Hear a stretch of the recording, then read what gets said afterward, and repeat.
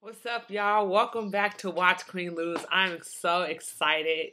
This video is the February challenge. If you have not seen my results for my January challenge, I posted that video yesterday. I posted that video yesterday telling you how I did on my January challenge. So check that out. It's a new year.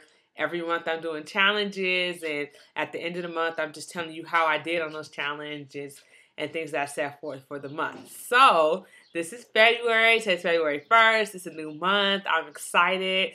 As of the end of last month, I've lost a combined total of 140 pounds. So I'm just really excited. So last month, I focused more on eating as far as my challenge. I tried to be a vegan and just set some things out.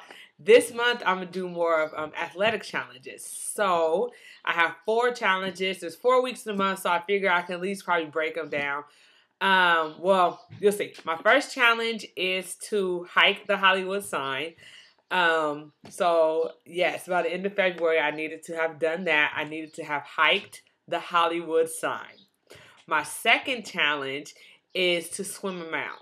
I don't know if you guys are aware of what it means to swim a mile. Swimming a mile is nothing like running a mile. It takes way more energy and it takes more time. So if I swim a mile at my local gym, 24-Hour Fitness, that is 68 laps. If I swim it at Swim Stadium, that is 64 laps. So I'm either going to do it at one of those two. So by the end of this month, I needed to have swam a mile in that one time period, not broken up, like go and swim a mile. My third challenge for myself is to do 100 abs every day. It can be crunches, I can do bicycles, I can do like some oblique work, I can do leg lifts, but combined the set needs to be 100 intentional ab exercises every day. And then my fourth one is to do 50 push-ups every day this month. So those are my 4 challenges. Number 1, to hike the Hollywood sign. Number 2, to swim a mile. Number 3, to do 100 ab exercises every day.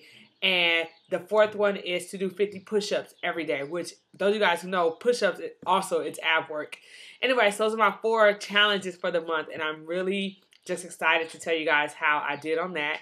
I'm trying to lose around 8 to 10 pounds this month. That's not a challenge of mine. That's just a goal that I have, is to lose 8 to 10 pounds this month. With that said, I've mentioned it before, but yesterday I officially started the Eat Clean diet. And if you want to know more about what the Eat Clean diet is, I have a note on my personal Facebook page, Watch Queen Lose.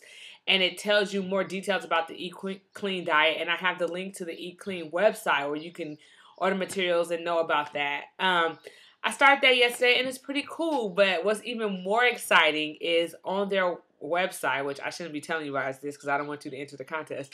But there is a weight loss contest. Like if you follow their regimen, it's entering a weight loss contest. So I entered that weight loss contest because I wanted that extra motivation.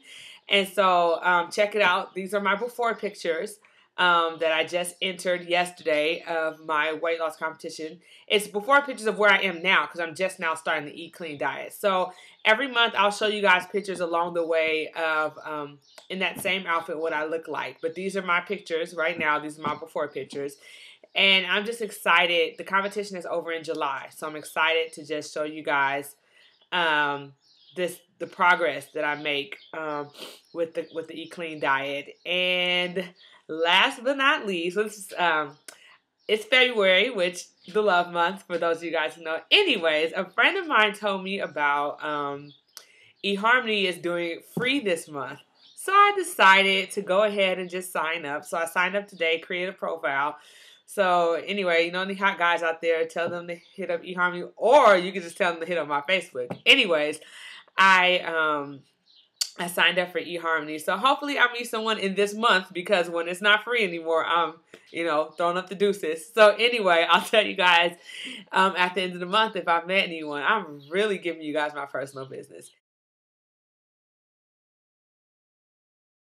So I like to call this section Weapons for the Fight. The reason why I call this Weapons for the Fight is because a lot of my videos, I talk about losing weight, but I don't really necessarily go into details of how I've lost the weight. How have I come 140 pounds down the line? So my first video for the year, I told you that weapon number one is just the power of the first decision. Like making the first decision, sticking to it, knowing that it's worth it, and knowing why it's worth it to you. This I call life. Oh, shit. You look cross-eyed. Liana, you can't do that. I thought someone was creeping up on me. Weapon number two is what I call lifestyle changes. When I first started losing weight, it wasn't about, okay, how many calories do I need to count? How many points do I need to count? Or what diet program do I need to join? That can be overwhelming. Initially I just started making lifestyle changes. I looked at it as, what are bad habits in my life or not so good habits in my life, and how can I change those? I didn't count calories. I didn't do any of those things. I started doing things, for example, as far as food is concerned, I stopped drinking sodas and juices, and I just drank water. That alone, people, I'm telling you, makes drastic differences. I stopped eating fast food and eating out a lot. I would cook at home more. I would stop doing red meat, and I would incorporate like turkey, fish, chicken. You bake it, you grill it, you can steam it, you can do a lot of things that don't include frying it. As far as eating is concerned, I stopped eating really late at night. I would not eat right before I go to bed. I would eat my heavier foods earlier in the day. Not a lot of pastas and breads that are, high starchy carbs. I just start making basic lifestyle food changes that I knew were not healthy. As far as snacks are concerned, let's say you like eating chips. You don't have to totally take chips out of your diet, but maybe start eating baked chips or popped chips. Sometimes people don't even know the options that are out there, so they assume if it's healthier, it doesn't taste as good. And honestly, I disagree. After a while, your taste buds start to change some anyway, as far as what type of foods that you desire. As far as physical things are concerned, I would just park further. Like, let's say I went to like a shopping center.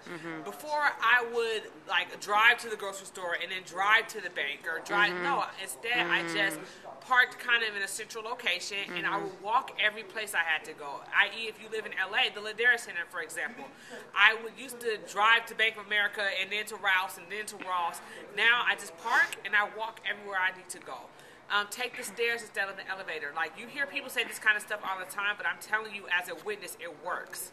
I signed up for a swimming course at school. You don't have to become a gym junkie. Just start doing things that you didn't do before. Become more active. Walk more, just make intentional moves. Don't always tell people, oh, can you go get me some ice cream? No, get up off the couch and go get something yourself. Like, you don't think those little things add up, but they do in the long run, because they just make you more conscious of the decisions that you're making on a daily basis, just period.